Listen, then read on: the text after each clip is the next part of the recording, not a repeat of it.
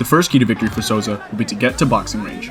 Some of Yachi's biggest tools in his arsenal are his oblique kicks, leg kicks, and body kicks. If Souza can use his forward pressure to force Yachi into boxing exchanges, he will not only be able to land his best offense, his straight punches, but also find the clinch from that range. The second key to victory will be to cut off the ring. Yachi has employed a markedly more calculated approach to fighting since switching up his training.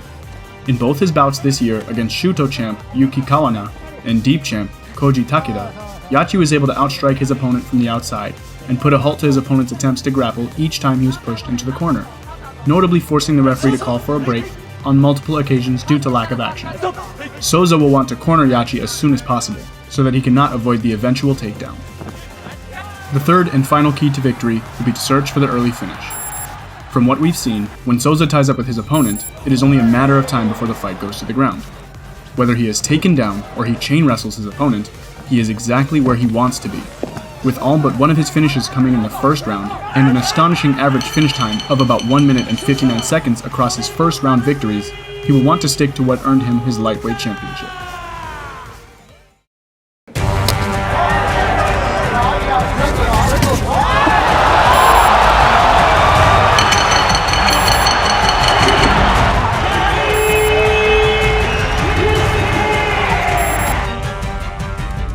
The first key to victory for Yachi will be to open up with something big.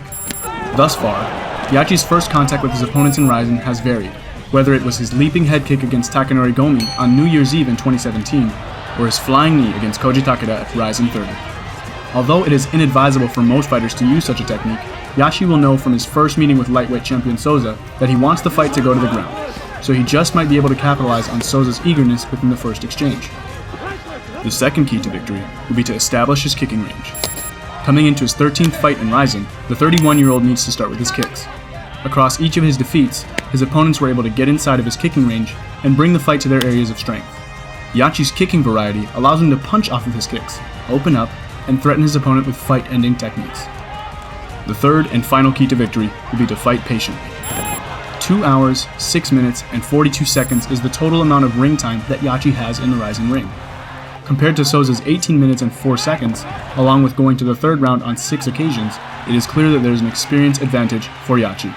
Souza has not gone past the 9-minute mark of a fight in any of his 13 bouts, due to his dangerous ability to finish fights early. Going to the second round only against Kitaoka, we saw that Souza had trouble when his opponent could stifle his grappling exchanges and force him into a dogfight. If Yachi can drag Souza to the final round, he can test the champion's gas tank and his heart. To purchase the pay-per-view, go to live-now.com and search for RIZIN. Please subscribe to our YouTube channel and follow us on social media.